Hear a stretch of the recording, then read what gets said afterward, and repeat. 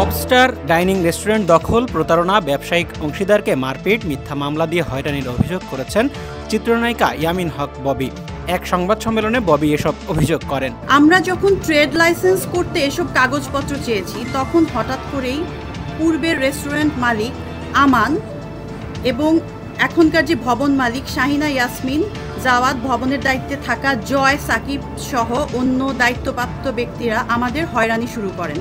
প্রথমে আমান তাকে পরিশোধ করা হয় 15 লাখ টাকার বিষয়ে অস্বীকার, যদিও তিনি 15 লাখ টাকা ক্যাশ বুঝে নিয়ে চাবি হস্তান্তর করেন। অন্যদিকে শাহিনা ও জাওয়াদের নির্দেশে ভবনের দায়িত্বে থাকা কর্মচারী জয়, সাকিব, হারুন ও তাদের সহযোগীরা বারবার আমাদের রেস্টুরেন্টের বিদ্যুৎ লাইন বন্ধ করে দিয়ে আমাদেরকে হয়রানি শুরু করে।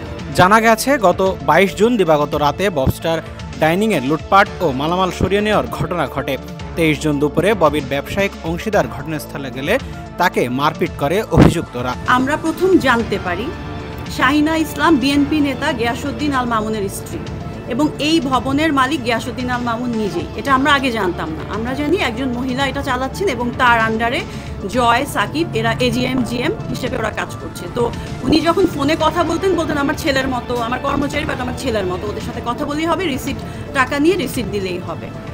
এমন পরিস্থিতিতে বিপদের আশঙ্কা দেখে ট্রেড লাইসেন্সের বিষয়ে করণীয় কি সে পরামর্শ করতে আমরা সিটি কর্পোরেশনে যাই এবং জানতে পারি যে উক্ত বিল্ডিংয়ের কোনো রকম বাণিজ্যিক কার্যক্রমের অনুমতি নেই। এজন্য গত ফেব্রুয়ারি মাসে বেইলি রোডে রেস্টুরেন্টে আগুন লাগার পর এই বিল্ডিংয়ের সিলগালা করে দেওয়া হয়। শাহিনা বেগম 3 মাসের মধ্যে বাণিজ্যিক কার্যক্রম সরিয়ে ফেলা লিখিত প্রতিশ্রুতি দিয়ে বিল্ডিং খোলেন। এ বিষয়ে ওই দিনই মামলা করেন ব্যবসায়িক অংশীদার মির্জা বাশারের ছোট ভাই আব্বাস। একই দিন মির্জা বাশার ও ববিকে আসামি করে রেস্টুরেন্ট ভবনের মালিক এজিএম সাকিব মিথ্যা মামলা দায়ের করেন বলে অভিযোগ করেন ববি।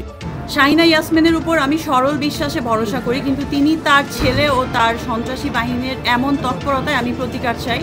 আপনাদের অনুরোধ করব আপনারা সিটি কর্পোরেশনকে জিজ্ঞেস করেন কিভাবে এই ভবনে বাণিজ্যিক কার্যক্রম চলছে।